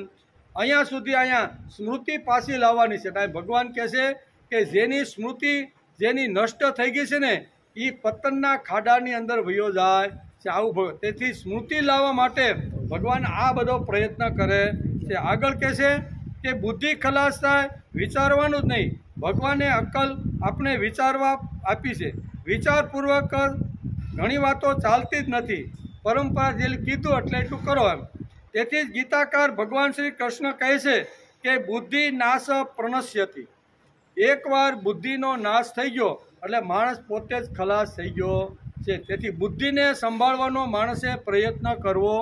ભગવાન કંઈ બધું બગાડ બધું ખલાસ કરીને તો અમારી અંદર ઘણી બધી તાકાત છે કે ગયેલું વીત અમે પાછું પાટું મારીને પાછું પેદા કરી શકશું. ગયેલી શરીરની થોડીક જે કાંઈ શક્તિઓ છે એ પાછી અમે યોગા અને આવી રીતનું કરીને પાછી મેળવી શકશું. જરૂર પડે તો ઓપરેશન કરીને પાછી શક્તિ અમે લાવી શકશું. પણ બુદ્ધિ એકવાર જો નષ્ટ થઈ ગઈ તો માણસ 100% ખલાસ થયેલ. કે ભગવાનને કહેવાનું કે ભગવાન તું મારી બુદ્ધિને સંભાળ. અહીંયા ભગવાન બુદ્ધિ ઉપર બુદ્ધિ નાશાત પ્રણશ્યતિ આવો શબ્દ ભગવાને અહીંયા છેલ્લા વાક્યની અંદર વાપર્યો. એકવાર માણસની બુદ્ધિ ખલાસ થાય એટલે માણસ નષ્ટ થવાનો, અને એકવાર માણસ નષ્ટ થાય એટલે વિવેક જાય, અને વિવેક જાય એટલે માણસનું પતન થાય ને થાય. એમ આ શ્લોકની અંદર ભગવાન આપને સમજાવવા માગે છે. તેથી જ ગીતાકાર ભગવાન શ્રી કૃષ્ણ કહે છે કે બુદ્ધિ નાશાત પ્રણશ્યતિ. બુદ્ધિનો નાશ થવાથી મનુષ્યનું પતન થઈ જાય છે. એમ સ્પષ્ટ તરીકે અને સ્પષ્ટ વક્તા તરીકે ભગવાન આ વાત અહીંયા સમજાવે છે. ખલાસ એટલે દિવસે ને દિવસે વિનાશના ખાડામાં પડતો જાય છે. બુદ્ધિ ખલાસ થાય એટલે શું થાય છે? જે દાવ નાખે ને ઊંધા જ પડે. કેવા? કમાવાનો દાવ હોય, પછી છોકરાને સમજાવવાનો દાવ હોય, વ્યવહારનો દાવ હોય, ક્યાંય જે જ્યાં દાવ નાખે ને એ ક્યાં પડે? બધાય ઊંધા દાવ પડે. એને કહેવાય છે કે દિવસે દિવસે માણસની બુદ્ધિ વિનાશના માર્ગે જતી રહે છે. એટલે કે ખલાસ એટલે દિવસે ને દિવસે વિનાશના ખાડામાં પડતો જાય છે. એટલે કે સાપ સીડીનું ઉદાહરણ બહુ સ્પષ્ટ રીતે સમજાઈ જાય એવું છે. રમતા માણસ પગથિયા ચડતો પોત્રને દાદા બે રમતા હોય સાપ સીડીની, એમાં દાણા જે પ્રમાણે પડે એમ આગળ હાલતા 97 નંબર સુધી પહોંચે. ક્યાં? 97 નંબર સુધી પહોંચે. અને હવે જો 3 દાણા આવે ને તો આપણે શું કહેવાય, આપણે સલામત જગ્યાએ આપણે પહોંચે ખાનામાં. પછી એને કોઈ હલાવી શકે કે મારી શકે નહીં. પણ દાણો નાખ્યો એક જ પડ્યો. હવે શું થયું ભાઈ? સાપના મોઢા પાસે આવ્યો, અને સાપના મોઢા પાસે આવ્યો એટલે આ રમત એવી છે કે સાપના મોઢામાં આવે એટલે પાછો ક્યાં આવે? 3 નંબર ઉપર આવીને ઊભો રહી જાય. જે 97 છે ટોચ ઉપર ભક્તિ કરે, અધ્યાત્મ કરે, કર્મયોગ કરે, સારા કર્મ કરતો જીવ જ્યારે ટોચ ઉપર જ્યારે પહોંચવાનું હોય ને, અને ત્યારે એક જાણો જો નબળો પડી જાય તો પાછો કામના જો ઊભી થઈ જાય. અહીંયા પહોંચ્યા પછી જો માણસને કામના જો આવી રીતની આવી જાય ને તો એનું અધપતન કેવી રીતનું થાય છે ને એ ભગવાને અહીંયા સાપ સીડીના અહીંયા દ્રષ્ટાંત સાથે સમજાવવાનો પ્રયત્ન કર્યો છે. ધ્યાયતો વિષયાન પુષ્પના રસ્તે માણસ ગયો કે બુદ્ધિ ભ્રષ્ટ થયા વગર રહે જ નહીં. એકવાર અહીંયા કહે છે કે વિષયનું ધ્યાન ધરવાનું, બીજું કોઈનું નહીં. ધર્મ નહીં, ભક્તિ નહીં, અધ્યાત્મ મારા પૂર્વજો કહેવાતા કોઈનું ધ્યાન નહીં ધરવાનું. ધ્યાન શેનું ધરવાનું? કલદારમ ભજ કલદારમ. પૈસો મને ક્યાંથી મળે, મને ભોગ ક્યાંથી મળે, કોનું ગળું કાપું તો આજ મારું ખિસ્સું ભરાય. સતત આમાં જ જે માણસનું ધ્યાન રહેશે બધાનું પતન થતું નથી. વિષયો ખરાબ નથી, પણ વિષયો જો ફક્ત આવી જ રીતનું જો ધ્યાન ધરતું છે ને તો એ પતનના માર્ગે જીવ 100% જાય એમ ભગવાનનું કહેવાનું છે. ધ્યાય તો વિષયાન પુષ્પના રસ્તે માણસ ગયો કે માણસની બુદ્ધિ ભ્રષ્ટ થાય છે. આપણે કહીએ છીએ કે એની ઠેકાણે બુદ્ધિ નથી. ઘણીવાર કહેવતમાં પણ છે ને, ઘણીવાર સારા કામ કર્યા હોય પછી ઘણીવાર માણસની બુદ્ધિ આવી પછી એની પાસે જાય ત્યારે કે ભાઈ એની પાસે જવા જેવું, હવે એની બુદ્ધિ કાંઈ ઠેકાણે રહેતી નથી હું પૂછ્યો ને હું જવાબ આપશે ને હવે બાપાનું કાંઈ ઠેકાણું ઘણીવાર કહી કે નહીં તો એ ઠેકાણે નથી. એનો અર્થ હું કયો કે દિવસે દિવસે એ બુદ્ધિ થોડીક નષ્ટ થતી થતી આવી ખલાસ થઈ જાય છે. તેથી એમાંથી એક કહેવત પડી કે સાંઠે બુદ્ધિ નાઠી. આ કહેવત પડી ગઈ એમાં સાંઠે બુદ્ધિ નાઠી નાઠી. આના ઉપરથી એક કહેવત પડી છે, ઘરડો થયા પછી વાંદરો ગુલાટ ભૂલતો જ નથી. માણસે હવે વળાંક વાળવાનો પ્રયત્ન કરવો જોઈએ. આજ સુધી જીવાશો કેટલું ને કેવું, કેટલી કમાણી કરી કેટલું છે દેવું, કાઢી સરવૈયું કોઈ સંતને બતાવજો, આ જિંદગીના ચોપડામાં સરવાળો માંડજો, કેટલી કમાણી કરી કેટલું છે દેવું. આ ઉંમરે તો માણસે થોડુંક સરવાળો બાદબાકી કરવાનો પ્રયત્ન માણસે કરવો. યુવાનીમાં તો કદાચ આપણે ધંધા નોકરી અથવા વ્યવહારની અંદર એટલા ખૂંચાઈ ગયા છું તો એ સમયે કદાચ પ્રભુ ભજન કે ભક્તિ કરવાનો આપણે ઘણીવાર સમય ન પણ મળે. પણ હવે તો 60 ઉપર થયા છીએ તો 60 ઉપર થયા પછી તો થોડોક માણસે વિચાર કરી લેવો જોઈએ ને કે આ જિંદગીના ચોપડામાં સરવાળો માંડજો, કેટલી કમાણી કરી કેટલું છે દેવું, કાઢી સરવૈયું કોઈ સંતને બતાવજો.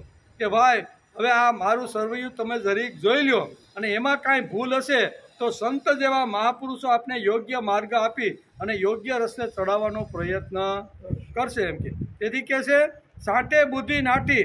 આના પરથી આવ્યું છે ઘરડો થયા પછી વાંદરો ગુલાટ ભૂલતો ગુલાટ ભૂલે જ નહીં, ભૂલવાનો પ્રયત્ન કરવો. અત્યાર સુધી પુત્ર માટે, પત્ની માટે, બાળકો માટે, ધંધા માટે, નોકરી માટે હું જીવો. બરાબર 60 વર્ષ કોના માટે? આ બધાને વેલ સેટ કરવા માટે, એને સારું મકાન બને, સારા ભણવા જાય, સારી નોકરી, સારો બિઝનેસ કરે ને એટલા માટે મારા જીવનના 60 જે વર્ષો હતા ને એ 60 રસકસ ભરેલા જે શરીર હતું ને એ આ બધા માટે મેં વાપરી નાખ્યું છે. હવે શાંતિથી પથારીમાં બેસીને માણસે વિચાર કરવો જોઈએ કે અત્યાર સુધી મેં આ બધું આના માટે વાપર્યું, મારા માટે મેં શું કર્યું. માણસે આ વિચાર કરવો જોઈએ કારણ કે દિવસ પછી દિવસ જતો રહે છે, કાંઈ રાહ જોવે. શંકરાચાર્ય કહે છે દિનમપી રજની સાયં પ્રાત શિશિર વસંતો પુનરાયાત કાલ ક્રીડતી ગચ્છતી વાયુ તદપી ન મુચ્યતી આશા પાયુ ભજ ગોવિંદમ મુઢ્ઢમતે પ્રાપ્તે સન્નિહિતિ મરણે નહીં નહીં રક્ષતી ડુંકો. શંકરાચાર્ય બહુ સરસ રીતે સમજાવે છે કે હાથમાંથી ગયેલી ઘડી, હાથમાંથી ગયેલો સમય, હાથમાંથી ગયેલો દિવસ એ પાછો આવતો. દિનમપી રજની, દિવસ જાય છે, રાત્રિ આવે છે, પાછો દિવસ આવે છે અને પાછી રાત્રિ આવે છે. શિયાળો આવે છે, 4 મહિના રહેશે અને શિયાળો જાય છે અને પછી ઉનાળો આવે છે. ઉનાળો પણ 4 મહિના રહેશે, એ પણ આવી અને જાય છે અને પાછો ચોમાસું. ઈ દિનમપી રજની સાયં પ્રાત શિશિર વસંતો પુનરાયાત. શિશિર આવે છે, વસંત આવે છે, આવે જાવન બધાય કરતા રહેલા. બરાબર. શંકરાચાર્ય કે આ બધું આવન જાવન તો ચાલુ રહેવાનું છે. દિનમપી રજની સાયં પ્રાત શિશિર વસંતો પુનરાયાત કાલ ક્રીડતી ગચ્છતી વાયુ. આ કાળ જે છે ને એ તો એનું કામ કરતો જાય છે કે ના હજી આ મંજી બાપાને હજી ભગવાનની ભક્તિ કરવાની બાકી રહી ગઈ હતી ને એટલે 2 વર્ષ વધારે જીવાડવું. એ કાળ કાંઈ વિચાર કરે? કાળ આવ્યો બોચી પકડવા એટલે યમરાજા કે ભાઈ ઉઠ એટલે ઉઠવાનું જ હોય. એમાં પછી કાંઈ આપણું હાલે નહીં. એટલે કાળ કોઈની રાહ જોતું. કાલ પીબતી તેને કાળ છે ને એ માણસનો આવી રીતનું ખાઈ જાય છે. તેથી આ બધી ધ્યાનમાં રાખીને માણસે થોડોક વિચાર કરી લેવો જોઈએ. અત્યાર સુધી કુટુંબ માટે જીવો, અત્યાર સુધી ધંધા માટે જીવો, અત્યાર સુધી મારા બાળકો મોટા થાય, વેલ સેટ થાય, ભણે અને સારા ધંધા ઉપર ચડી જાય એટલા માટે મારું સંપૂર્ણ 60 વર્ષની જે હતી ને યુવાની એ બધી યુવાની 60 વર્ષની અંદર એની પાછળ મેં ખર્ચી નાખી. હવે મારે જ્યાં જવાનું છે ને એનું કલ્યાણ મારું કેમાં છે ને એનો જ વિચાર હવે 60 પછી માણસે તો આ કરી જ લેવો. હવે કોઈ ધંધો નહીં, કોઈ નોકરી નહીં, કોઈ વ્યવહાર નહીં. દીકરો કાંઈ આવીને પૂછે તો સલાહ આપવાની અને ન પૂછે તો કાંઈ વાંધો નહીં, આપણું શું બગડી જવાનું છે. ભગવાનનું એના દીકરાએ જો પૂછતા ન હોય ને માનતા ન હોય તો હું કાંઈ ભગવાનથી ઉપરનો માણસ છું? હું એની નીચેનો માણસ છું. ભગવાનને જો કાંઈ દુઃખ ન લાગતું હોય ને ભગવાનનો ચહેરો કાયમ માટે મંદિરમાં હસતો હોય તો એમાં આપણે હસતું રહેવામાં શું વાંધો ભાઈ?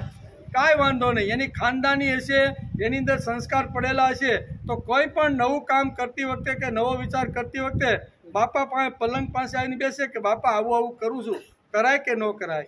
એમાં જો ખાનદાની હશે, એમાં જો સંસ્કાર હશે તો પૂછે તો કાંઈ વાંધો નહીં, તો આપણે થોડોક આનંદ લેવાનો. પણ ન પૂછે તો એડિયું મોઢું કરીને બેસી જવાનો નથી. માળો હાળો એ કે મેં જ બધું ઊભું કર્યું છે ને મને જ પૂછતો, આમ કરીને ગગલાવાનો પ્રયત્ન ક્યારેય નહીં કરવો. શું કે છે? નહીંતર આપણો ક્રોધ થાય, મેં તારા માટે આટલું કર્યું અને તું સાલા આવી રીતનો થયો. કાંઈ વાંધો નહીં. ભગવાન દાદા કહે ને, ભગવાન પણ કહે છે કે હું જે જીવને મોકલું છું ને એ અનંત જન્મારાનું કર્મ લઈને આવે છે. એક જ ઘરની અંદર આપણે જોઈ છે, અનુભવ કરી છે. એક જ દીકરો સારો હોય, સંસ્કારી હોય, સ્વાધ્યાયમાં જતો હોય, યુવાન હોય અને ભક્તિ કરતો હોય, બધું જ કરતો હોય અને એનો એ દીકરો એનીથી એકાદ વર્ષ નાનો હોય તો એ દારૂના લતામાં સડી જાય. ઘર બે આવે છે, એક જ ઘરમાં એક જ ગોળાનું એક જ અનાજ ખાય છે પણ બેની વિચારધારા કેવી છે? એક દારૂ પીને આવે છે અને એક ભક્તિ પીને આવે છે. બે પીને તો આવે જ છે. આવું કુટુંબ તમારે જોવું હોય ને તો મારા ભેગા આવજો, હું તમને બતાવીશ. કારણ એક જ કુટુંબમાં એક જ માના કુખે જન્મેલા, એક જ ગોળાનું પાણી પીવે છે, એક જ ગુણીના ઘઉં ખાય છે, છતાં આટલો ફરક શા માટે ભાઈ? એટલું તો કે કર્મ લઈને માણસ આવે છે, દરેક પોતપોતાનું કર્મ લઈને આવે છે. એનું જો કર્મ સારું હશે અને ખાનદાની હારી હશે તો બાપાને કહે બાપા આવું કરાય કે ન કરાય, અહીં જવાય કે ન જવાય, આ રસ્તો પકડાય કે ન પકડાય. એ જો ખાનદાની હોય અને પૂછે તો બાપે કોલર થઈને આનંદ કરવાનો કે વાહ મારો દીકરો મને ભૂલ્યો નથી. અને કદાચ ન પૂછે તો દુઃખી થઈને મરવાનું નથી. એમ હું નકર માણસ દુઃખી થઈને મરી જાય. હારું મેં એટલું કર્યું ને હારું મારો કાંઈ ધ્યાન આપતો નથી. કહેવાનો અર્થ અહીં બહુ સરસ છે. અહીં કે સાઠે બુદ્ધિ નાથી, એટલે આપણે બધા માટે આ વાત આવી કેવી? સાઠે બુદ્ધિ નાથી. એટલે દીકરા જે કાંઈ કરતા હોય એને કરવા દો, એને ઉત્સાહ આપો, કાંઈ વાંધો નહીં. દીકરા અમારા જમાનામાં તો આવી રીતનું નહોતું. તમે વિજ્ઞાનના યુગમાં જન્મા છો, તમે ખૂબ ભાગશાળી છો ભાઈ. અમારે તો બધી હાથથી ને મહેનતથી ને હળથી ને કોદાળીથી ને બધું વાવવાનું ને લડવાનું જે કાંઈ હોય ને ભાઈ. અમે તો ઘઉં લાવવાનો હોય તો 2 મહિના સુધી ખળા હાલે, મગફળીના ખળાએ 2 મહિના સુધી. તમે તો હાળા એવા સારી રીતે ભગવાને તમને જન્મ આપ્યો છે કે 2 કલાકમાં તો બધું અનાજ ઘેરે તમારે બહુ સારું. એમ કહો નહીં કાંઈ એમાં ખરચ છે એમાં કાંઈ? તો ઓલાને થાય કે વાંધો નહીં, નહીં મારા હાળ હોય કે 9 વાગે ઉઠે છે એ કે હું કે પણ એ ઉઠે તને હું વાંધો? કામ તો બધું રેગ્યુલર થાય છે કે નથી થતું? કામ તો થાય જ છે. તો આનંદ લ્યો નહીં. એટલે જરા હસતા રમતા જીવો, જીવન બદલાઈ જશે. શિરે ભાર લઈને ફરશો તો જીવન કરમાઈ જાય. એટલે આપણે હંમેશા વડીલોએ વૃદ્ધોએ આનંદની અંદર જ રહેવું જોઈએ. બરાબર? સમાજની અંદર ઘણી બધી ઘટનાઓ કુટુંબમાં બનતી હોય, આપણે શાંતિથી માથે બરફ બાંધી દેવાનો, ફ્રીજમાં હોય તો થોડોક માથે રાખી, કાંઈ વાંધો નહીં. સહન ન થાય તો થોડોક બરફ નાખીને સૂઈ જવાનું. તેથી કે સાંટે બુદ્ધિ નાટી આના પરથી આવ્યું છે. ઘરડો થયા પછી વાંદરો ગુલાટ ભૂલતો નથી.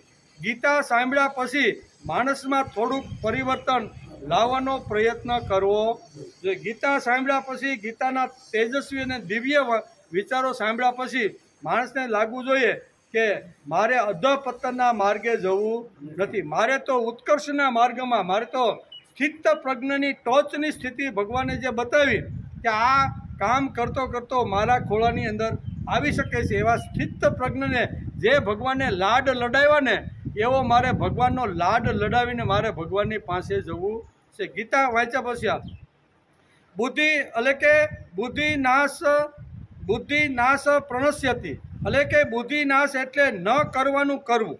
આજે જગતમાં મોહરૂપી સાપના સંકજામાં ફસાઈને માણસ અધપતિત થતો રહેલો છે. એના માટે શ્રીમદ ભગવદ્ ગીતાએ આ 2 શ્લોકની અંદર સમાજને લાલ લાટ ધરી છે. મારો કાપો ભોગવો, બરાબર? રોડના કામ રાખ્યા હોય કે કોઈ હોસ્પિટલની અંદર દવા સપ્લાય કરવાનું હોય તો જેટલી અનિતિ થાય એટલી કરી લ્યો, પણ મારે ઘરે પૈસા આવવા જોઈએ. આ લોકોને માટે ભગવાને અધપતનના માર્ગમાં કયો માણસ કેવી રીતનો જાય છે ને એનું વર્ણન 2 શ્લોકની અંદર કર્યું છે. એટલે સમાજ માટે આ 2 શ્લોક ખૂબ જ ઉપયોગી છે. તેથી કહે છે કે બુદ્ધિનાશ પ્રણશ્યતિ